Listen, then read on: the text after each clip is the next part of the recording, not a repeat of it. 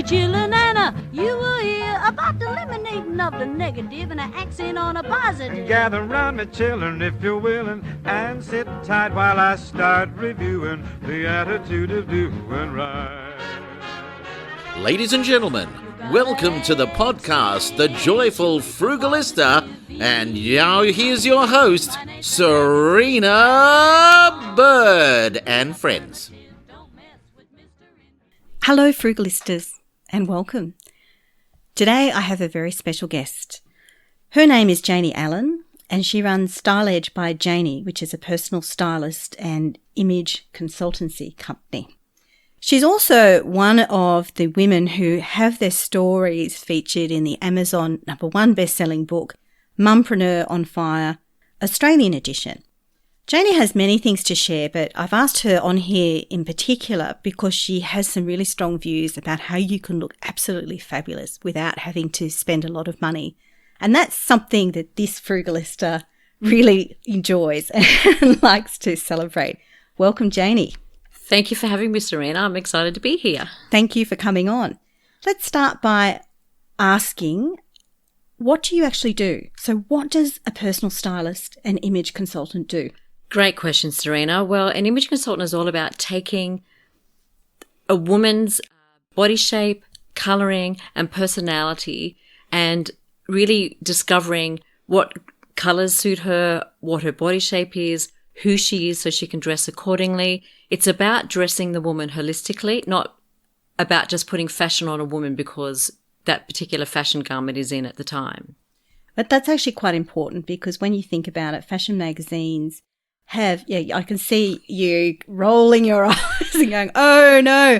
But they portray a certain type of woman, don't they? A young woman, a tall woman, usually a skinny woman, although different sizes are becoming more important. And they're often not a very diverse mix of women too. There's not many coloured women or women of colour. Yeah, unfortunately, the thing is with fashion, we have this sort of unrealistic expectation of seeing something on a model and we want it to look as good on us. And I think that's where the disappointment and the discouragement comes in. What I do is helping women find out who they are so they understand their shape, their colouring, their style. So when fashion does come out, they're not dictated by fashion or the magazines. They have a really good understanding of who they are and they understand what they're attracted to and what resonates with them. And so that they're not going to get sucked in, so to speak, and become a fashion victim like so many others do in terms of buying clothes and garments or a trend because the models and the magazines are telling us to. That's a very important thing because just because something's that particular season or that particular brand, even though it costs a lot of money, doesn't necessarily mean that it looks good. As you know, I'm 5 foot tall. I'm not a small size. I'm definitely not a supermodel, a conventional supermodel appearance. So a lot of those kind of runway clothes just don't look good on me. It's not about the brand. It should never be about the brand. It should be about your personal style and wearing clothes that really resonate with you. And sadly, women don't know themselves enough in order to make those really discerning decisions around fashion. They are, like I said, they're told what to wear and then they just, follow the crowd. Just because something is in doesn't mean it's going to look in on you. It's a very, very important point. Janie, how did you get into being a personal stylist and image consultant? Well, it's a very personal story. I've been married 30 years this year, something I'd love to brag about because it's been a very interesting, hard marriage, but now we are living our honeymoon, I feel. Back in 2008, my husband and I had a very sort of a bit of a breakdown, meltdown in our marriage. A very sad 3-year journey for us where we were fairly well living separate lives. And I was the women's pastor in my church at the time at C3 Monash. And my husband and I were in a lot of pain. And when you're in pain, you really can't minister out of a healthy place. It was suggested to us that we would, step down out of ministry, which it broke my heart because all I wanted to do was love on women, in part God's favour, God's knowledge. I grew up a young girl with very low self-esteem. When I became a Christian, I found that I really flourished because I understood that my identity was based on what God thought of me, not what man thinks of me. My heart was always for women. So I guess I had to look at myself and go, what do I really want to do? So it was a bit of a reinvention for me. And I was working in retail at the time. I was watching a lot of Susanna and Trini and all the Gok and all those makeover shows. And I would literally be crying watching these girls make these beautiful transformations. And I thought, I can do that. I'm in fashion. I get to dress women. I'll just start a business. And then I decided, well, I best get a bit of credibility, learn the skill and not just start a business. And I did my training with the Australian Image Company, which is now called Image Innovators. And I've been working as a stylist, image consultant for 14 years. Congratulations. Thank you. One of the things I loved about your story was there was a theme about resilience with your business too. It wasn't always that you started it and it was an immediate success and you just was open doors all the time. Exactly. No, I think for the first 7 years I was never networking. I was still, like I said, I was planted in a particular career. I thought, well, career or calling. And then that all changed. And then I had to, again, believe in myself in a different way. And as a business person to step out, it's a very lonely road, solopreneurs, so to speak. You work for yourself, by yourself. And I think at the end of every year, I'd look at my financial statements and go, wow, I'm not making that much money. I'm lonely. I'd often be a little bit depressed about it. And so I took 3 years off and I ended up doing a 3-year stint in an MLM company, which really helped me develop some really great skills around limited beliefs and mindset. Mm-hmm. And I think those 3 years of just investing in that, because there was a lot of personal development involved with that, really helped me where I am today in my image business. It's interesting, isn't it? I'm in a similar situation, I guess, because a lot of my work is freelance writing work or blog writing work, course development work, podcasting work. And other than when I'm interviewing people on the podcasting, I'm really home by myself most of the time, except during COVID where I had lots of people all of a sudden. And that was lovely at first until everyone was on the computer all the time and not even NBN could cope. But it is a funny journey, isn't it? And I guess I was in the first few months really judging my success by the dollar signs rather than the influence and the why. I'm glad you brought that up because I think, okay, what is success? I'm not a millionaire. I'm not making hundreds of thousands of dollars a year. And I think because of my pastor's heart, seeing women walk in my studio and then walking out of my studio with a massive smile on their face, they've selected garments that really look great on them. Their confidence level increases, is boosted when they walk out the door. And to me, it's all about transforming the world one wardrobe at a time. That is so key, isn't it? Confidence. When you feel good, you look good. You look good, you feel good. When you feel good, you can conquer the world. You mentioned studio, and I've been in your studio, and I know you have another nickname for your studio. Oh, it's called the Girl Cave, Serina. A safe space for women to come and try on clothes, just sit down and have a chat. I do colour consults, I do workshops, sell gorgeous Trish G garments that you won't see in the store. I always make sure that girls will leave feeling that they're wearing what they love and loving what they wear. It's quite a different feel from going into a department store or a boutique. It is. And recently I lost some weight, Serina, and I was up in Brisbane and I was around Myer and David Jones trying to find a dress for an occasion. I struggled even getting the zipper up in certain boutiques. The interesting thing was the sales assistant was telling me how beautiful and gorgeous I looked. And I was like, well, I know this doesn't look great on me. And well, clearly I'm an image consultant, I know my stuff. However, I was thinking, how many women walk away from boutiques and sales assistants feeling so discouraged and almost depressed because they're trying to squeeze into some size that just doesn't work for their body shape. I offer something that is so unique where it's all about, discovering who you are. Let's look at your shape. Let's look at your coloring. Who are you and what message do you want to convey? And let's put those clothes on you so you can leave feeling, wow, this is me. And that's what this is about, rather than turning up to the shops and buying whatever, because we don't know enough about ourselves. And that's why, because we're time poor, we get advice from the wrong people. Mm-hmm. And that's why we have a lot of clothes sitting in our wardrobe that we just don't wear. Exactly.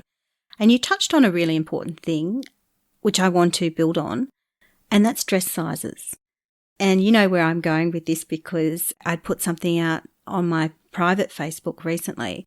I was talking to a friend someone I've known for about 10 years, not someone I'm likely to see. She's not in my immediate community. And while we were talking about something completely different, she referred to some beautiful branding photos that my friend Erna Glassford from Simply Cheeky had taken for me. Now, I love those photos. The way she's captured the light and the colour are just beautiful. And I think she brings out a joy in me, and I see that when I see the photos. But my friend said, well, no one else has commented, so I feel that I should.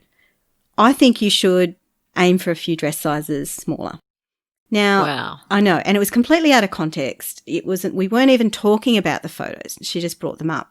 Now, I wondered at first how to respond to this, but it's strange because at my age, 47, I've actually put on a lot of weight in the last couple of years, mainly because I'm sort of premenopausal. My body's changing.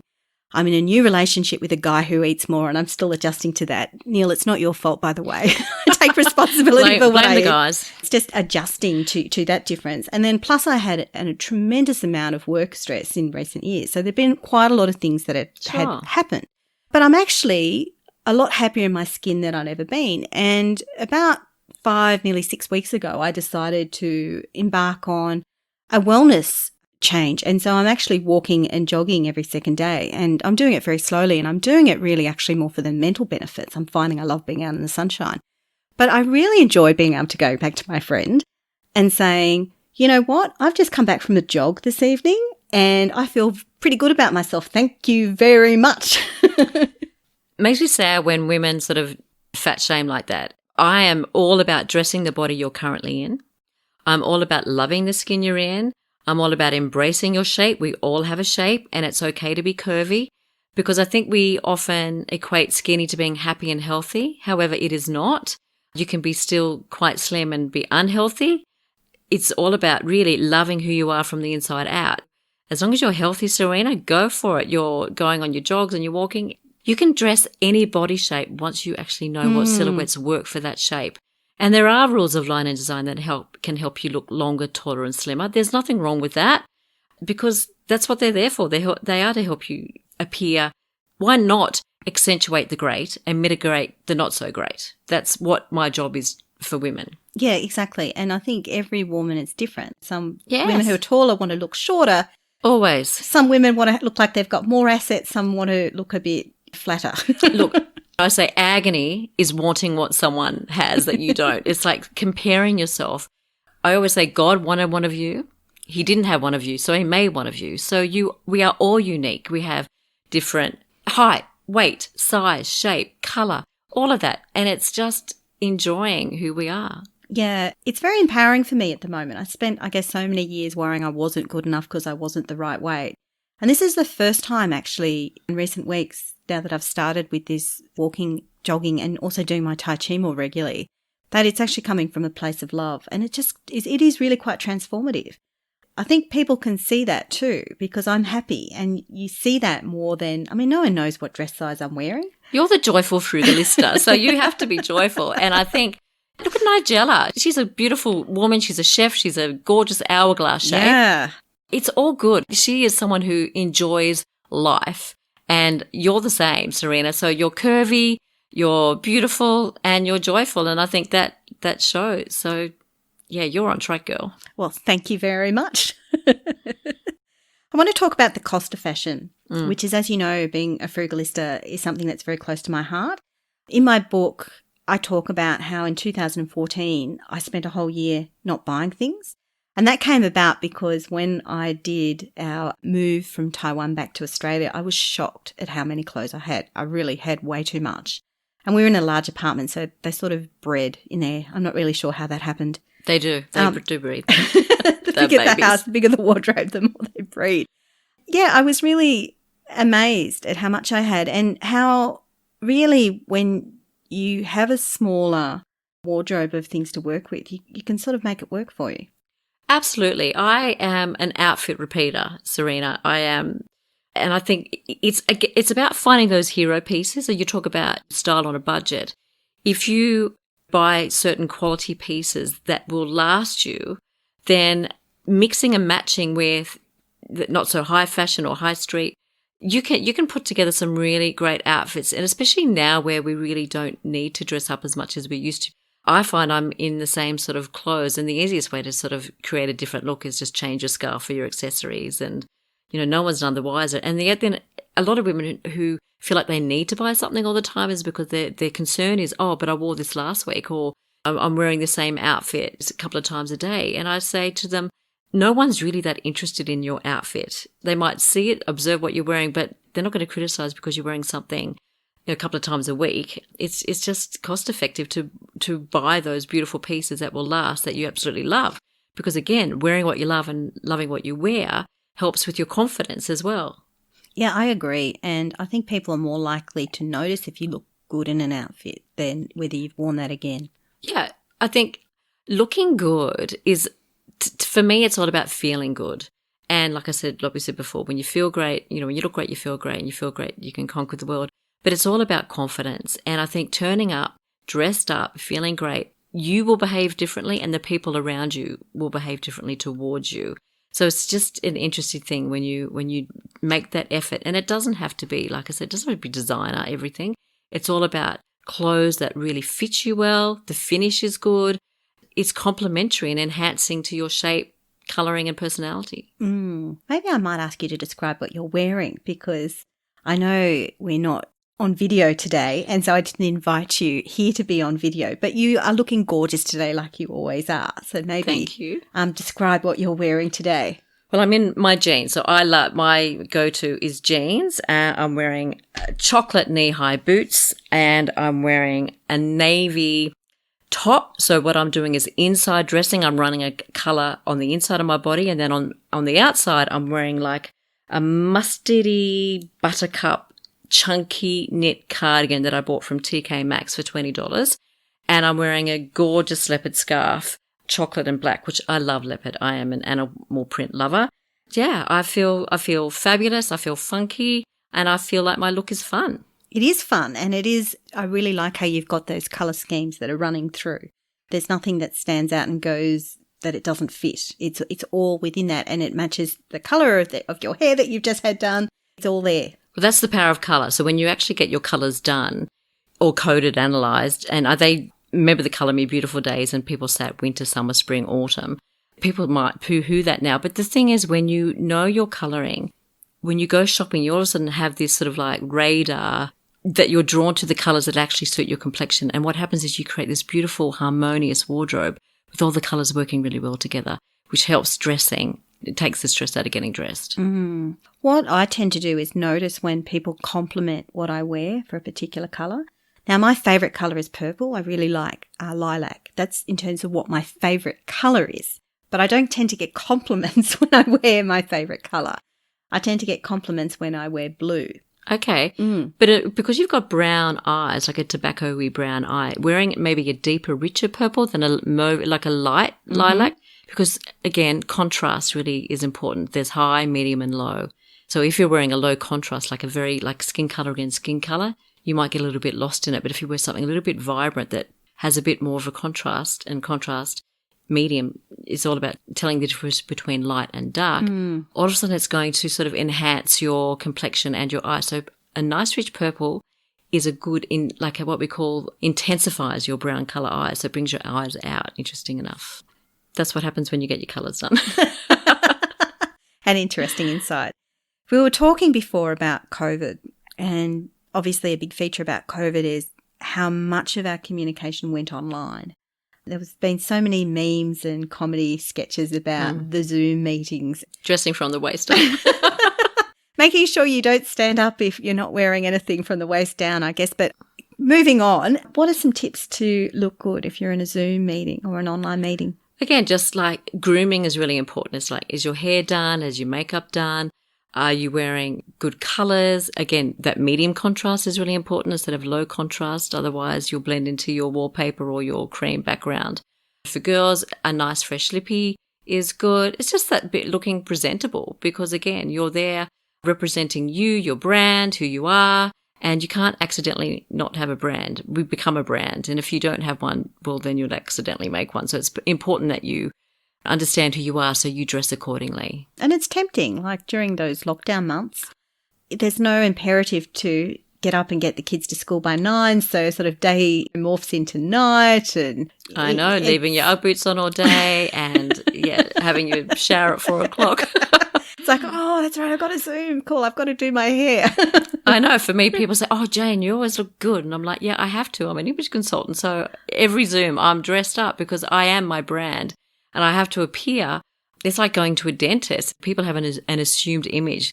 If you're going to a dentist, for instance, you expect that he's clean shaven, he's got great teeth, but you turn up and he's a Rastafarian with dreadlocks and he doesn't have great teeth. And you're like, well, I assumed that you would have that. The image in your mind would be, you know, of someone very hygiene conscious. 100%. So it's like, you know, because then your assumed image becomes your reputation down the track. So it's important to keep consistent in your brand, in your look. So you're known for that. I mean, as a business owner, I think that's really important. I agree. And it's interesting having transitioned out of an office environment, how to get that image right, because if I'm wearing a suit all the time, it's not really quite who I am. Mm-hmm. But then if I'm totally casual, that's not who I am either. If I'm wearing a sarong in summer for a Zoom meeting or for other meetings, it's not. It's all about being appropriate. It's like when I get dressed, I ask myself, okay, Janie, who am I? Where am I going? Is this appropriate? Is it appropriate for the climate, for the environment, the audience, the function? And am I going to fit in? Am I going to look in sync or even a little bit, you know, overdressed? I'd rather be overdressed than underdressed anytime. It's all about just having that awareness about where you're going and then asking yourself, is it appropriate? I think that's really good advice. I've been invited to, and I'm going to a gala ball in a couple of weeks' time, and it's an unusual one. I'm going to the same one. I think you're going to the same one, the Canberra Girls one. It looks fabulous. Bought my ticket last night. And what's unusual is that it starts at 4 p.m. and I'm immediately starting to think, well, 4 p.m. rocking up with black tie, how do you pitch that? Yes, I thought the same because I was having a conversation with April actually last night, and I just said to her, well, it's 4 p.m., not really a good time to be wearing a long outfit. And can I say I've been to a lot of black tie events in Canberra, and it's not everyone dresses up so formally. So I feel like I just think go as glamorous as you feel comfortable. And that's what I'm going to do. I'm just going to look as glamorous as I can be. I might not wear full length, but I will still look stylish. Yeah, it is a hard call to get that right because you're right. You want to look appropriate. You don't want to think, oh, well, it's 4 o'clock in the afternoon, so I'll rock up in jeans. Exactly. But again, it's a personal thing. If you want to dress up and wear a gorgeous frock or gown that's sitting in your wardrobe that you want to get out, go for it. Like that's like, oh, if you have an opportunity to dress up, do it. If you're comfortable in standing out, because I find a lot of women say to me, oh, I don't want to stand out of the crowd. Well, I don't mind doing that. However, again, the older you get a little bit more comfortable. So I'm just going to see how cold it's going to be and how comfortable. But I've got, plenty of clothes that I can choose from.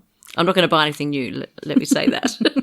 Well, that's an important point because a lot of people do feel that if there's a special function, and I'm thinking particularly about weddings here, that you have to rush out and buy something new. Someone said to me, it's a rule. If you're invited to a wedding, you've got to buy a new outfit. I used to have that. I had that mindset. A wedding, I had a new occasion. What I decided to do, I would have 3 or 4 wedding dresses that I would have in my cupboard, and I would just rotate them depending on the season, the time of year, the climate. And I just wore my wedding dresses throughout the year for a period of time until they weren't appropriate anymore due to length or style, or I'd put on a few kilos as well. So, yeah. Because it is important with a wedding to get the appropriateness right. I laugh here, but I know of people who have worn white to a wedding. Yes. I kid you not, white and like big hats with netting and all this sort of stuff. It's the bride's day. Even if the bride is not wearing white, you do not wear white to a wedding because I don't think it's respectful. I know. I feel like you'll never be able to stand up the bride, but I think it's very poor taste. I think wear a colour. My gosh, wear a colour. Just wear colour. It's a wedding. Celebrate. That's a good point. Finally, do you have some Frugalista tips? I sure do. You do? I do always, yes. The thing is about getting dressed and taking the stress out of getting dressed and wearing what you love is one of the things about saving money is when you are shopping girls, make sure you absolutely love what you're wearing and vice versa. Out of 10, rated out of 10, anything 7, 8, 9, 10 out of 10, you can buy. Anything below a 7 is what we call a that'll do. Now, a that'll do is something that you'll put in your wardrobe. It will sit there and you're not inspired to wear it. Buy clothes that are must-have, something that you must have and you feel great in it. And you want it to tick all the boxes. Is it a great colour on your complexion? Is it a great silhouette for your body shape? And lastly, is it you? Does the garment really reflect and resonate with your personality? Because our clothes speak. So what are our clothes saying about us? So when you wear clothes that really resonate with you, then you're going to feel really comfortable about that. Just be really super strict about your purchases, because we tend to spend a lot of money on the wrong things. Like we wear 20% of our clothes 80% of the time. So there's a lot of clothes that we don't wear. So when you tick all those boxes, if you're in doubt, then don't buy it, because it's not going to magically transform in the bag on the way home and be amazing. If it's bad in the change room, it's not going to be great at home. So leave it there. Think about it, because I can tell you, girls, clothes will call you back in your sleep. Buy me. So, so maybe, give it a second thought. Think on it. Don't be in a rush. Don't be in a rush when it comes to buying clothes, because you will just buy whatever. That's good advice, because especially when sales are on, and I know it's been a bit unusual in the last few months, I'm sure it will go back to normal. Exactly. Well, some level of normalcy. And can I just say, if something is on sale, I ask myself, would I buy it at full price? If I wouldn't buy it at full price, why would I buy it at half price? That's a really good point, because in the back of your mind, you're often thinking, I only bought this because it's on sale. And no, that's wrong. Buy it because you love it. Buy it because you love it. Mm-hmm. Wonderful. I've been talking with Janie Allen from Styledge by Janie. And where can people reach you, Janie? Well, I'm on Facebook, Styledge by Janie. My website is styledge.com.au. And yeah, I'm on Instagram, Styledge by Janie. You'll find me everywhere. Fabulous. Thank you so much for listening to this episode. Please like and subscribe so that you can follow this and future episodes of The Joyful Frugalista.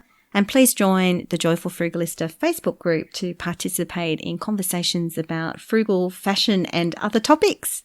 Thank you so much. Thanks for having me.